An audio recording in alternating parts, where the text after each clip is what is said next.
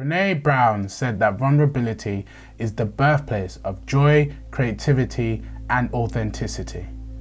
It's a place where we can show who we really are and connect with others. Welcome back to another edition of Masco Mondays on Latino Talk YouTube channel, right?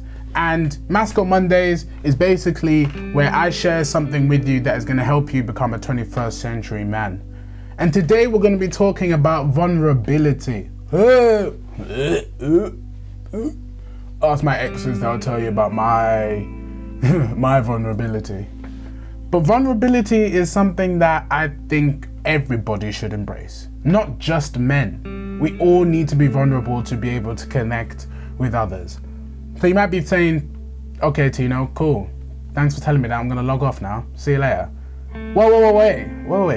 Before you leave, right? I'm gonna show you how to be vulnerable, okay? So here are some examples. When doing my GCSEs, I really struggled in terms of the pressure that I felt as the firstborn Zimbabwean child of an immigrant family, right? I always felt like I had to do better than my parents. And the reason why I felt that is because your uncles and your aunts and your parents literally say, you know, you gotta do better than us. And if you guys know anything about my parents, you know that they are freaking awesome, right? My mom has owned her own law firm. She came to England and is now a successful lawyer. She's now doing her own thing with Tulia, where she's doing the law, but she's also helping people on a holistic approach. And my dad is a business owner, an entrepreneur who came to this country also with really nothing in both of their pockets and made something for themselves. High boots to fill, right? Feeling the pressure even thinking about it. So when I was doing my GCSEs, I really felt this pressure. I really felt like I had to do amazing in them to even start approaching what my parents have been able to do with their lives. And so I was studying, and I don't know why my dad came into my room, but he came in and I just broke down crying. I just said to him, how am I gonna fill your guys' boots? How am I gonna do better than you guys? You guys are awesome. How am I supposed to be better than you guys? I don't know how to do it, and I'm crumbling under the pressure of thinking about it. My dad was really supportive in that moment. Gave me a hug, just heard me out, and just encouraged me that you're gonna do amazing things, Tino. That confidence that my dad gave me is immense. And that was a real moment for me, to be honest with you, because I don't think I'd ever cried in front of my dad before then. And I don't think I've cried in front of him since. I don't know, maybe, but not like that, not like that. Here is another example. You're gonna see a running theme here, but I was in my year 9 play, and it was the year that I was actually leaving that school to go to a different school. We were doing a performance called Bugsy Malone, if you ever heard of it. It's actually pretty cool. Like, we had pie guns and everything. Oh my gosh, it was so much fun. And I was Leroy, so, you know, I was one of the main cast, you know what I'm saying? Yeah, one of the big numbers. So I had my own number and everything. I miss them days, bro. Those were a lot of fun. And I had a lot of fun at that school, actually, and I really enjoyed my time there. It was the final performance we were doing. My parents were there and everything, and it was just amazing. It was really high. The tension and the emotion was just high. And after we had finished the performance, people clap you and all of that, we went into the drama room and we all just like, we just all were in tears, bro. Everybody was in tears. I was in tears, they were in tears. People were like, we're gonna miss you, bro. Like, they had done like this photo of me, like in my moment, in my element. I'm gonna see if I can find it. In my element. And I really appreciated that. Like, because it was just nice to know that people are gonna miss you. And then on the way back, I was saying to my mom and my dad, I was crying. I was like, are you gonna take me away from this school? Why are you doing this to me? Oh gosh, why? Like, bawling, like other parents can see me. People are like, I'm gonna miss you, Tina, I'm gonna miss you too. Oh. So yeah, that was a real time when I just showed vulnerability in front of everybody, and I was bawling my eyes out. And I had a lot of fun at that school. Moving to a new school definitely did better for my prospects as I got older, so my parents were right in their decision to do so. But that didn't change how I felt on the day. Here is another example of me being vulnerable to you guys, but also just generally. So one of my favorite movies was Maid of Honor, right?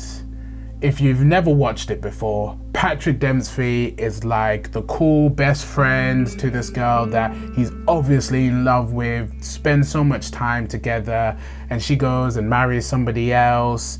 And then, you know, she eventually comes back and realizes that he's the one.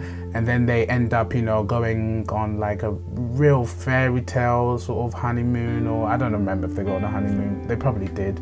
But like, he ends up getting the girl he fancied all the time. I felt like that very often when I was younger. There were girls who, by the time I realized I liked them, we were already friends. I'm someone that sort of had to get to know somebody first to see if I liked them. Like sometimes off the bat, you're just like, oh, fancy the hell off you. But other times I only realized it once we became friends. And, you know, that's a larger sort of, I wouldn't say issue, but, you know, I always felt like I wasn't the guy getting the girls, right? That shows later on in my life, I got a bit better at that. Still getting better at that, I would say. Or I would say I've sort of moved on from that. It's sort of as you mature and grow on, but I loved that film because it gave me hope of, oh, I identify with him, and you know, if the girl that I like sort of sees me, I ain't gonna out her right now. If she ever watches this YouTube video, she probably knows who she is. Probably a few of them know who they are. Maybe. But yeah, I felt like that quite often. So that's why I loved that film. And I'm not saying that you've got to spill out all your secrets to YouTube or the internet or the world to be vulnerable. That isn't always necessarily what vulnerable is, because I'm only sharing with you what I feel comfortable sharing. And vulnerability is sharing the things which you don't feel comfortable sharing. But you know that if you share it, you're going to be able to build that connection with somebody or yourself. So vulnerability is something that I think as men is key for us to develop. Because when we're in our relationships, your spouse is going to know more about you. They're going to feel more connected to you. I've had ex-girlfriends which said, why don't you share as much as I do? I don't know. Did we have a platform to be able to do that?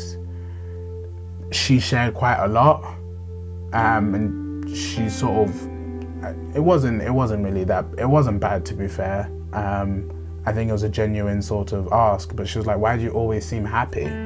Like, have you not had sort of bad stuff go for you and stuff like that? And at that moment, and I think I am still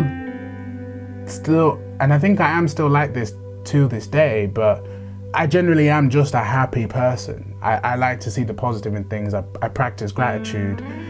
Yes, I haven't had like major life trauma happen to me throughout my life, but that doesn't mean I've gone through life just coasting. Things have happened, but I wasn't able to necessarily convey that or share that. And maybe we were both in different places at that time. But vulnerability is something that's going to help us connect with others and ourselves.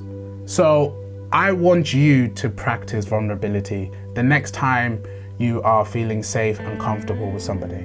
Whether that's your mom, whether that's your dad, whether that's your friend, whether that's your girlfriend or your boyfriend, whatever that is, whoever that is, practice a bit of vulnerability. As Brené Brown said, is the birthplace for joy, creativity, and authenticity. So if you guys like this, why not subscribe and look out for the next episode? And it won't be a Masco Monday, it'll be a new series. So tune out for that. I hope you guys enjoyed this video. We will talk very soon.